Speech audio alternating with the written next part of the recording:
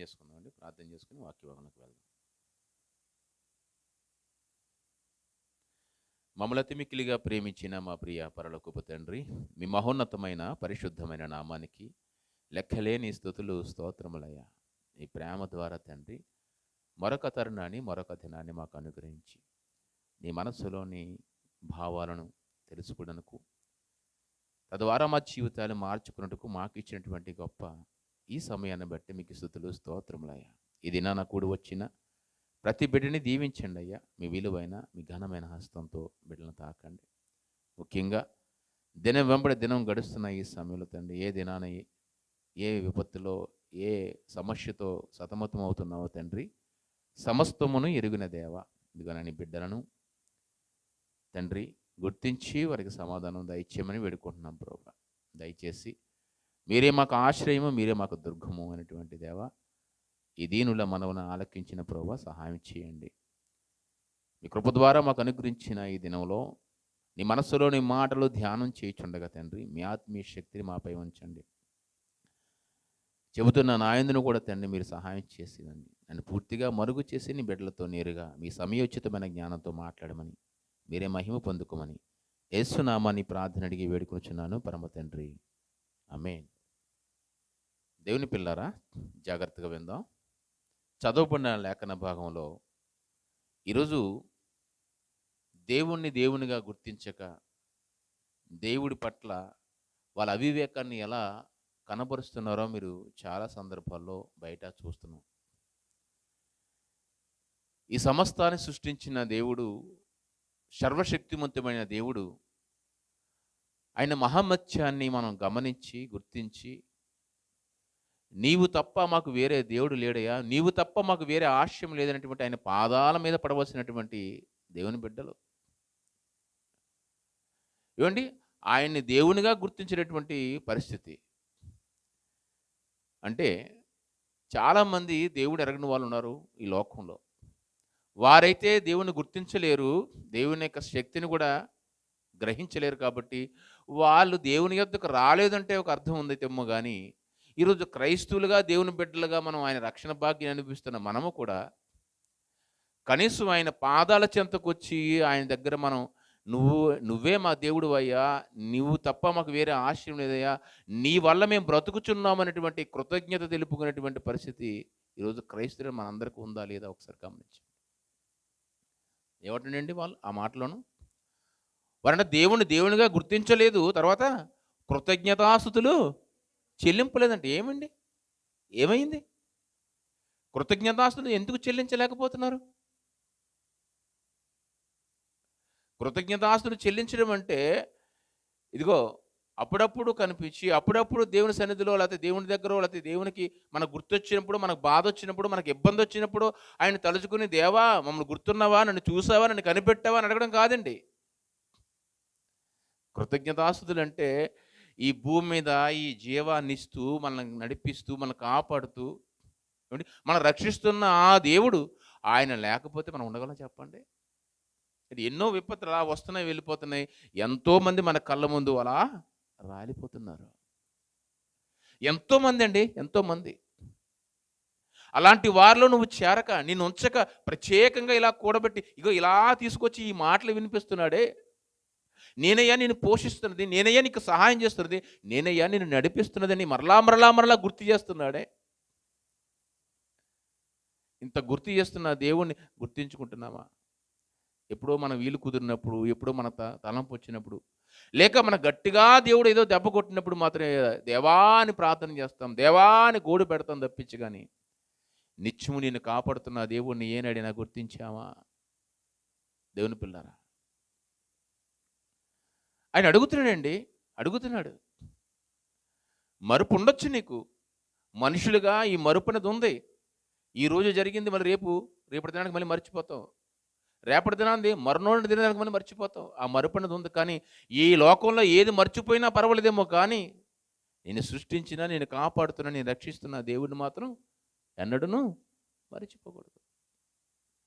ఇక్కడ ఆయన వల్ల బ్రతుకుతున్నామండి, ఆయన వల్ల జీవిస్తున్నాం. అది భక్తులు గ్రహించారు. కీర్తనకారుడు మాట్లాడుతూ, దావీదు భక్తుడు ఆయన వృద్ధాప్యంలో దేవుని గురించి అనుభవపూర్వకంగా తెలుసుకున్నటువంటి ఆ గొప్పతనాన్ని, శక్తివంతమాన్ని ఆయన వివరిస్తున్నటువంటి ఆయన 104, 105, 106 కీర్తన చూస్తానండి, హృదయం తన్మయనించెందుతుందండి. ఆయన స్తుతించుకోవాలి. ఎందుకు స్తుతించుకోవాలి? ఆయన గొప్ప కార్యమును తలపోసుకోవాలి. ఆయన ఆరాధించాలి. ఇదే మాట్లాడుతుంటాడు. యెహోవా నిన్ను స్తుతించుతున్నానయ్యా. ఇదిగో ఇజ్రాయేలు జనాంగమా ఆయన్ని స్తుతించండి. ఆయన ఎంత గొప్ప దేవుడు, ఎంత మహాత్మ్యం గలవాడు. ఆయన మాట చేత సమస్తాన్ని సృష్టించి ఇదిగో ఐగుప్తులో నుంచి మిమ్మల్ని కనాను దేశానికి నడిపించినప్పుడు ఎన్ని అద్భుతాలు చేశాడని చెప్పి 105వ కీర్తనలో మాట్లాడుతుంటే అది చదువుతున్నప్పుడు అర్థమవుతుందండి.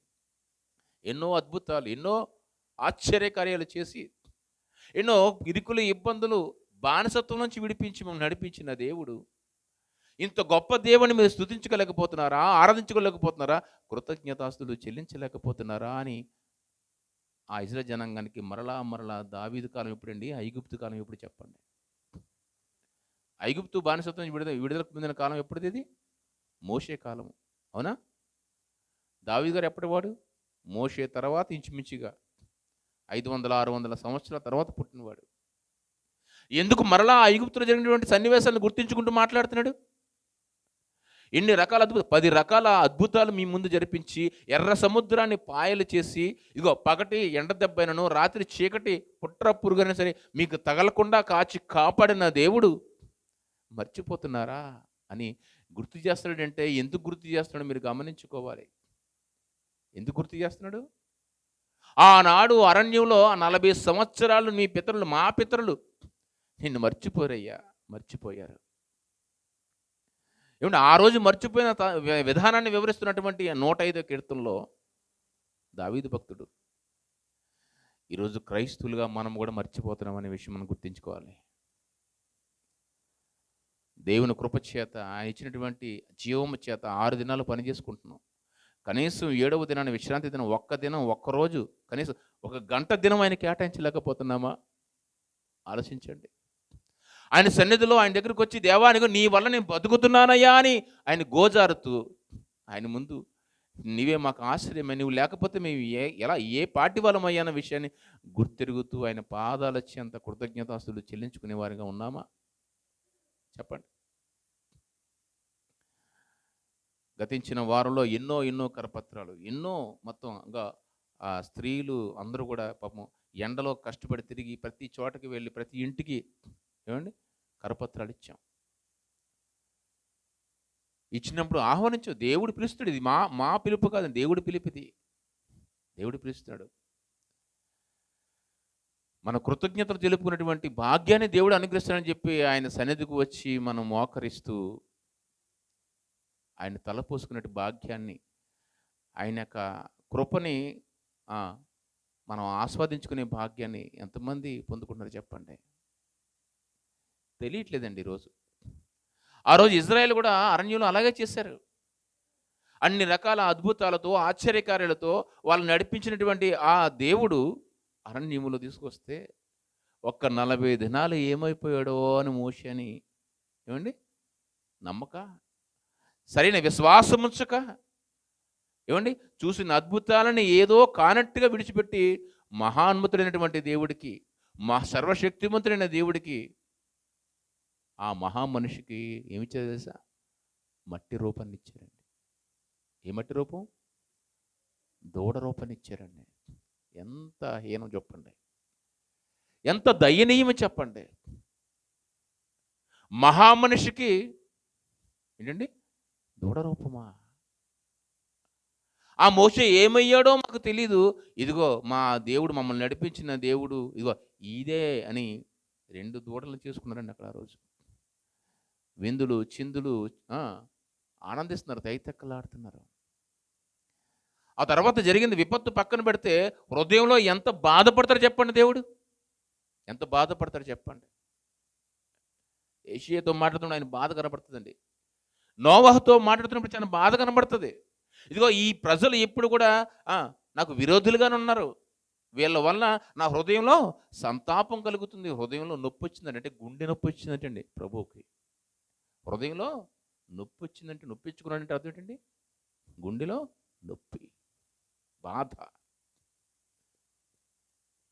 ఆకాశమా ఆలకించుము, భూమి చెవియొగ్గుము. ఇదిగో నా పిల్లలను నేను చేసుకున్నాను, నిర్మించుకున్నాను, వాళ్ళ కాపలా కాశాను. ఒకనాడు లో అవ్వచ్చు, నేడు ఉన్నటువంటి ఆ ప్రాంతంలో అవ్వచ్చు, ఇగో ఇప్పుడున్న క్రైస్తవులను అవ్వచ్చు, ప్రతి ఒక్కరిని నేను నిరంతరము కాపాడుతూనే ఉన్నాను. కానీ నేను గుర్తున్నానా వారికి? ఎద్దు తన కామందుని ఎరుగు, గాడిది తన సొంతవాడి దొడ్డిని ఎరుగును. కానీ ఇజ్రాయేలు పిల్లలకు తెలివి లేదు. నన్ను మరచియున్నారు, నన్ను మరిచిపోయి ఉన్నారు. ఆనాడు ఇజ్రాయేల్ మర్చిపోవడం కాదు, ఈనాడు క్రైస్తవులు కూడా ఆయన మర్చిపోతున్నారు. వస్తున్నారు ఎప్పుడైనా సరే కానీ ఇగో అంగరంగ వైభవంగా పండగలకి, విందులకి, వినోదాలకు వస్తుంటారు. ఏదైనా సెలబ్రేషన్ కావాలి, ప్రతిరోజు ఒక విందు కావాలి, ప్రతిరోజు ఒక సెలబ్రేషన్ కావాలి. అలాగైతేనే వస్తున్నారు, అలాగైతేనే ఆయన సన్నిధిన ఆస్వాదిస్తున్నారు. ఏ పాత నిబంధన కాలం అయితే వారానికి ఒక దినమండి విశ్రాంతి దినం ఉంది. కానీ కొత్త నిబంధన కాలంకి వచ్చిన తర్వాత క్రీస్తు చెప్పిన మాటలకి సమయమందును అసమయమందును ప్రతి దినము కూడా నువ్వు దేవుని యొక్క కృపని, ఆయన మహమ్మత్యాన్ని మనం జ్ఞప్తికి తీసుకునే ఉండాలి. కృతజ్ఞత చెల్లిస్తూనే ఉండాలి. అందుకే ఆయన దేవునిగా గుర్తించలేదు, కృతజ్ఞతాస్తులు చెల్లించలేదు. అవివేకులే తమ వాదములందు నిరుత్తులై ఉన్నాడని పౌలు గారు బాధపడుతూ మాట్లాడుతున్నాడండి. దేవుని పిల్లారా, ఆలోచించండి.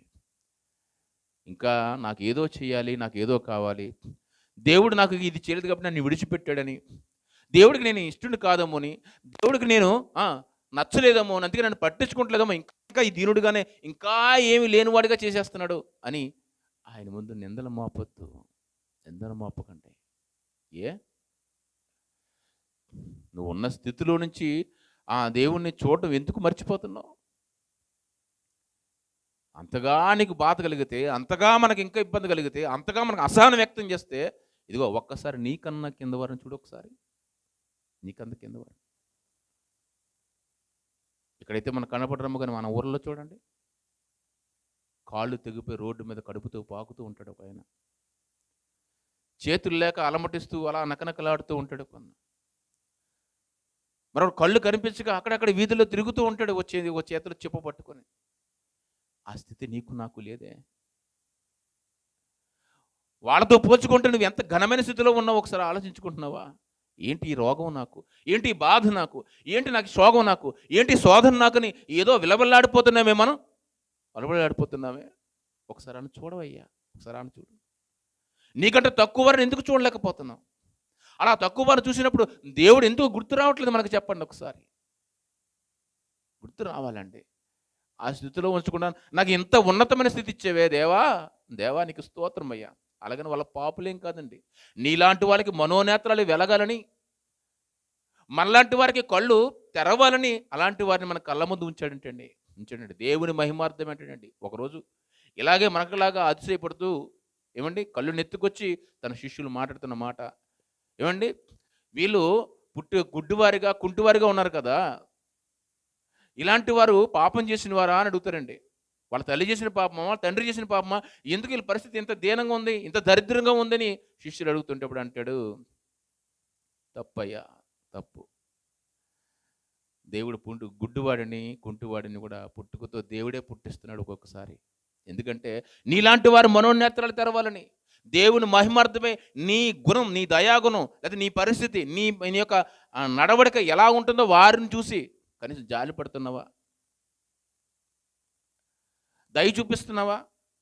అయితే వారిని చూస్తూ వారికి సహాయం చేస్తూ, ఇదిగో దేవా నాకు ఈ స్థితిలో ఉంచినందుకు దేవా నీకు స్తోత్రమయ్యా, నా పట్ల నువ్వు కలిగి ఉన్నటువంటి ఆశను బట్టి నీకు స్తోత్రమయ్యా అని చెప్పి ఆయన పట్ల కృతజ్ఞతాభావం కలిగి ఉన్నావా?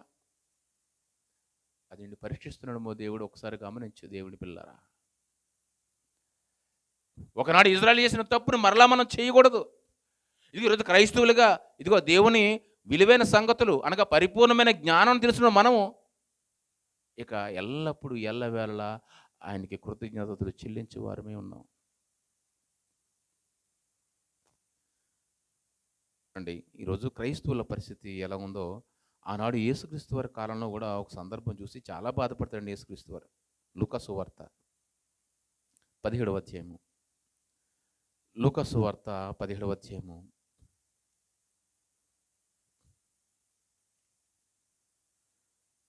ఒక అద్భుతమైన విషయం అంటే మన పరిస్థితి ఈరోజు క్రైస్తవుల పరిస్థితి ఎలా ఉందో, దేవుని బిడ్డల పరిస్థితి దేవునిగా గుర్తిస్తున్నారన్న విషయాన్ని ఒక్కసారి ఆ రోజు క్రీస్తు ఉన్న కాలంలో, ఆయన సజీవంగా సువార్త పరిచయం ఉన్న కాలంలో ఎదుర్కొన్నటువంటి ఒక సమస్య మాట్లాడుతున్నాడు. చూద్దాం. 12వ వచనం, 17వ అధ్యాయము లూకా సువార్త 12వ వచనం. ఆయన ఒక గ్రామంలో నుంచి వెలుచుండగా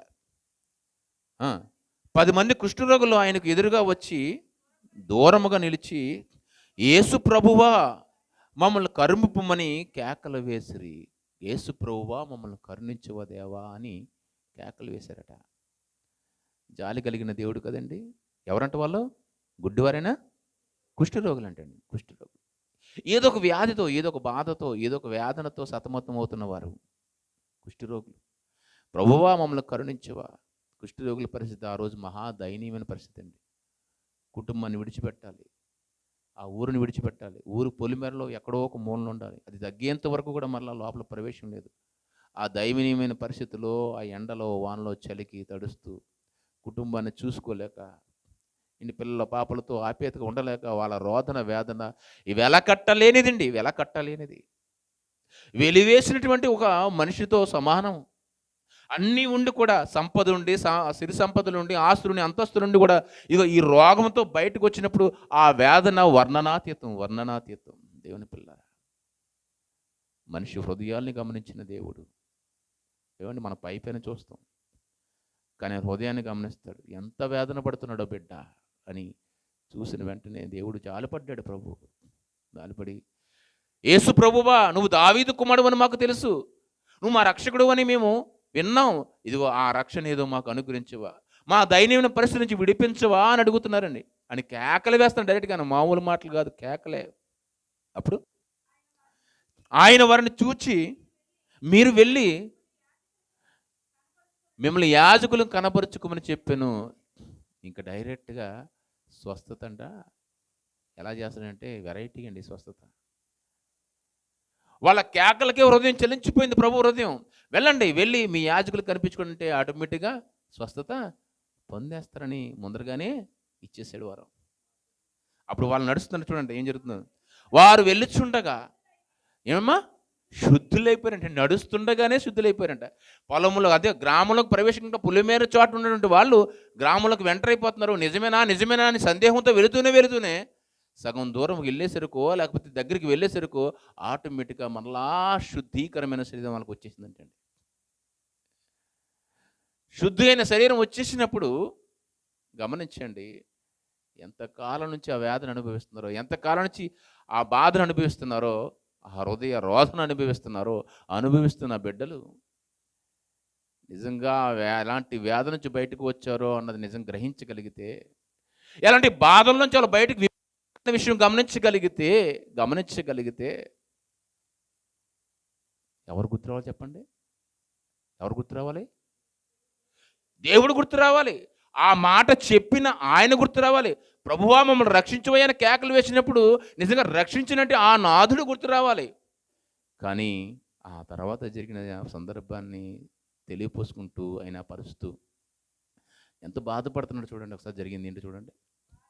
వారిలో ఒకడు తనకు స్వస్థత కలుగుట చూచి గొప్ప శబ్దముతో దేవునికి మహిమపరచుచు తిరిగి వచ్చి ఆయన పాదముల యొద్ద కృతజ్ఞతాస్తుతులు చెల్లిస్తూ ఆయన పాదం యొద్ద సాగిలిపడ్డాడు. వాడెవరంట? సమరయుడు. ఎంత క్లియర్గా చెప్తా చూడండి. ఆ తర్వాత ప్రభువు మాట్లాడుతున్న మాట ఎంత వేదనతో మాట్లాడుతున్నా చూడండి. అప్పుడు వరకు వాళ్ళు పడిన వేదన వేరు, ఇప్పుడు వీళ్ళ స్వస్థత పొందిన తర్వాత ప్రభువుకు కలుగుతున్న వేదన మరొక వేరు. చూడండి ఎలా ఉందో. అందుకు యేసు 10 మంది శుద్ధులైరు కదా, ఆ 90 ఎక్కడయ్యా అని అడుగుతున్నాడండి. ఈ అన్యుడి తప్ప దేవుని మహిమపరచుటకు తిరిగి వచ్చిన వారు ఎవడనూ అగపడలేదా ఏంటి? చాలా సంతోషంతో మాట్లాడుతున్నాడా లేకపోతే వేదనతో మాట్లాడుతున్నాడు? ఈ మాట బాధ. ఏమంటే ఎన్నో సంవత్సరాల నుంచి వెలివేయబడిన వారు ఆ రోదనతోటి వేదనతో బాధపడుతున్న వాళ్ళు నిజంగా దారి మార్గంలో వాళ్ళకి స్వస్థత పొందినప్పుడు గుర్తు రావాల్సింది ఎవరంటే అందులో ఒక్కడు గుర్తొచ్చిందంట. అయ్య బాబోయ్! ఇది నిజముగా దేవుడు దైవ కుమారుడు అని ముందరగా యాజకులకు కనబడాలని అనుకుని అన్నాడు కదా! యాజకులకు కనబరుచుకొని అన్నాడు కదా! యాజకుడు కాదు, నేను నిజంగా ఆయనకే కనబరుచుకుంటానని చెప్పి వెనక్కి మరలి వచ్చి, ప్రభువా నీకు స్తోత్రమయ్యా, నీకు స్తోత్రమయ్యా, స్తోత్రమయ్యా అని పాదాల చెంత పడిపోయాడండి. యాజకుడు గుర్తు రాలేదు, ప్రభువు గుర్తొచ్చాడు.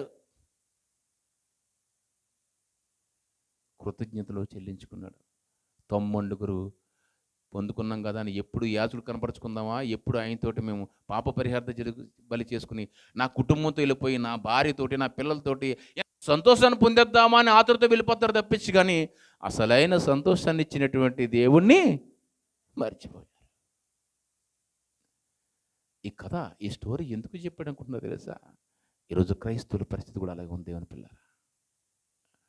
ప్రతి దినము కాపాడుతున్నాడు, ప్రతి దినం సహాయం చేస్తున్నాడు, ప్రతి దినం నేను రక్షిస్తున్నాడు, ప్రతి ఆపద నుంచి కాపాడుతున్న దేవుడు ఆపద తీరిపోయిన తర్వాత మరలా ఆయన్ని గుర్తించుకోవట్లేదు. ఇది ఇబ్బంది, అసలు ఇబ్బంది వచ్చినప్పుడు బాబో దేవుడు అంటాం, మరలా ఆయన గుర్తుకు రాదు, ఆయన మాటలు గుర్తుకు రాదు, ఆయన ఎలా నడవమన్నాడో, ఎలా స్తుతించమన్నాడో, ఎలా మహిమపరచుకున్నాడో అది గుర్తు రాదండి. వాడు సమరయుడు అన్నట్టు చూడండి ఎంత మాట. సమరయుడు అన్నట్టు అర్థం ఏంటి? అన్యుడు గుర్తించుకున్నాడట. ఎవరు గుర్తించుకోలేదట చెప్పండి? సొంత వాళ్ళు, మిగతా వాళ్ళందరూ ఎవరు? దేవుని జనం, సొంత జనాంగం, సొంత జాతి వారు, వాళ్ళు గుర్తించుకోలేదంట. ఈరోజు ఈ మాట మనకు అప్లై చేస్తే ఈరోజు క్రైస్తవులే దేవుని సరిగ్గా గుర్తించుకుంటారు. క్రైస్తవులే సరిగ్గా ఆయనకి కృతజ్ఞతాస్తులు చెల్లించట్లేదు. ఇప్పుడు కాకపోతే తర్వాత చూద్దాంలే, ఈ వారం కొద్ది మరొక వారం చూద్దాంలే, పండగ వస్తుంది కదా పండగ వద్దాంలే. అవివేక హృదయులేరి వారిని దేవునిగా గుర్తించలేదు, కృతజ్ఞతాస్తులు చెల్లించలేదు. బాధపడుతున్నాడు. ఆకాశమా ఆలకించుము, భూమి చెవియొగ్గుమయ్యా. గర్భములో నిన్ను సృజించి నిన్ను నిర్మించి నీకు సహాయము చేయు దేవుడను యెహోవాను నేను అని యెషయా గ్రంథంలో 44వ అధ్యాయంలో మాట్లాడతాడు. గర్భము నుంచి నీకు సహాయం చేస్తూ, జీవాన్నిస్తూ, ఆయునిస్తూ, ఆయుష్నిస్తూ నడిపిస్తున్న దేవుడు, ఇంకా నాకు ఏదో కావాలని, ఏదో లేదని, ఏదో వెళుతని చెప్పి ఇంకా ఆయన ముందు ఆ నిట్టూర్పులు విడుస్తున్నావే, అసహనం వ్యక్తం చేస్తున్నావే, పొందుకున్న కృపని, పొందుకున్నటువంటి అద్భుతాలని, పొందుకున్నటువంటి స్వస్థతని, ఇవన్నీ ఎన్నో ఎన్నో ఎన్నో నీ జీవితంలో మర్చిపోయావా? అవన్నీ ఏమీ గుర్తు రావట్లేదా? అది తలపోసుకున్నప్పుడు దేవుడు సన్నిధి కానీ, దేవుడు కానీ గుర్తు రావట్లేదా చెప్పండి? దేవుని పిల్లారా, సొంత జాతి వారే ఆయన గుర్తించకుండా వెళ్ళిపోయారంట సంతోషంగా, ఆనందం గడపడానికి. ఈరోజు అలాగే సంతోషాలు, ఆనందాలకి పరిగెత్తుతున్నా తప్పించి, కానీ దేవుడు నన్ను కాపాడినవాడు, నన్ను కాపాడుతున్నవాడు, నన్ను రక్షిస్తున్నవాడు, నాకు జీవాన్ని ఇస్తున్నవాడు, ఎన్నో విపత్తుల నుంచి నన్ను తప్పించి ఇదిగో నన్ను నిలబెడుతున్నవాడు దేవుడు ఉన్నాడు. ఆయన దేవుని సన్నిధిని నేను వెళ్ళిపోతాను బాబోయ్ అని పరుగున వేగిరిపడి వస్తున్న వాళ్ళు ఎవరన్నా చెప్పండి. యెహోవా, నా ప్రాణము యెహోవా సన్నుతించున్నది, నా హృదయము ఆయన పట్ల కృతజ్ఞతాస్తులు చెల్లించుచున్నదని చెప్పి దావీదు భక్తుడు తలపోసుకుంటున్నాడు. ఆలోచించండి దేవుని పిల్లరా, మన పరిస్థితి ఎలా ఉంటుందో. నిరంతరము నిత్యము మనం కృతజ్ఞతాస్తులు చెల్లించిన వారమే ఉన్నాం. ఎందుకంటే ఆయన మన పట్ల చేస్తున్న కార్యములు అన్నీ కాదండి, చాలా ఇప్పటివరకు లెక్క పెట్టుకుంటే ఎలా కట్టలేనివి, అసలు ఎన్న తెగలేనివి అన్నీ చేశాడు మనకి. ఇంకా ఏదో మనకి రావాల్సిన దానికి ముందరగా పెట్టుకుంటాం, కొన్ని అవి జరగాలని చెప్పి వాటి పట్ల మనం అసహనం వ్యక్తం చేస్తూ ఉంటాం, నిరాశపడుతూ ఉంటాం. కుదరదు. ఈరోజు మనం ఇలా నిలబెట్టిన దేవుడు నిన్ను సహాయం చేస్తేనే నిలబడ్డావు. ఆయన కృప తెలుస్తూనే ఈ రీతిగా మనం ఆ మాటలు వినగలుగుతున్నాం. ఈ భాగ్యం ఎంతమందికో లేదు. అలాంటి భాగ్యాన్ని ఇస్తున్న దేవుణ్ణి ఎలా గుర్తించుకోవాలి, ఎలా స్తుతించుకోవాలి, ఎలా కృతజ్ఞత చెల్లించాలి గమనించండి. కాబట్టి వారు చేసినటువంటి అవివేకం, లేదంటే అనాలోచితంగా మనం నడవకుండా వివేకమైన జ్ఞానం కలిగిన వారే ఆయనకి కృతజ్ఞతాస్తులు చెల్లించుకునే వారిగా, ఆయన నిజమైన బిడ్డలుగా ఆ సమరుడు చూపించినటువంటి ఆ కృతజ్ఞతను మనము కలిగిన వారిగా ఉండాలని కోరుకుంటూ నా మాటలు ముగిస్తున్నాను. ప్రార్థన చేసుకుందాం. మహిమగల తండ్రి, కృప కలిగిన దేవ, విలువైన నీ కృప చేత తండ్రి, నీవు మా పట్ల జరిగిస్తున్న కార్యములు అమోఘములు, అద్భుతములు అది ఎన్న తెగలేనివి తండ్రి. దేవా, ఒకనాడు నీ బిడ్డలుగా పేరు పెట్టినటువంటి నీ బిడ్డలకి తండ్రి ఎంతలా కాపాడి తండ్రి వాళ్ళని నడిపించావో తండ్రి. దేవా, ఇదిగో దేవా, ఇది ఈరోజు క్రైస్తవులుగా నీ బిడ్డలుగా మాకు కూడా ఎన్నో ఎన్నో మా జీవితాలు జరిపించిన కార్యములు తండ్రి ఎంత గొప్పవి, ఎంత గొప్పవనై. కానీ నీ బిడ్డలుగా మేమన్నీ తలపోసుకోగలుగుతున్నామా? తలపోసుకోవడం కాదు మాత్రమే కాదు కానీ తండ్రి నాయనా, నీ పట్ల కృతజ్ఞతలు చెల్లించుకుని నీ పాదాల మీద సాగిలపడే దీనత్వం మాకుందా? దేవా, ఇదిగోనైనా మీ హృదయ వేదనని గమనించిన భక్తులు ఎంతోమంది నిన్ను నిన్నుగా గుర్తించారు తండ్రి, నిన్ను నిన్నుగా మహిమపరిచారు ప్రభు. కానీ ఈరోజు మేము ఎలా మహిమపరుస్తున్నాం అనే విషయాన్ని మరొక్కసారి నీ భక్తుల యొక్క అనుభవాలతో మాతో మాట్లాడి మీ వాక్యపు లోతుల్లో మమ్మల్ని నడిపించుతండి. విలువైన సంగతులు వివరించిన విధానం బట్టి మీకు స్తోత్రములు. విన్న ప్రతి బిడ్డని అటు రీతిగా అట్టి మనసును అట్టి కృతజ్ఞతను కలిగిన వారిగా నీ పట్ల నడుచుకునే ధన్యతను ప్రతి బిడ్డకి అనుగ్రహించమని మీరే మహిమ పొందుకుని యేసునామని ప్రార్థన అడిగి వేడుకొంచున్నాను తండ్రి. ఆమేన్. అందరికీ వందనాలు.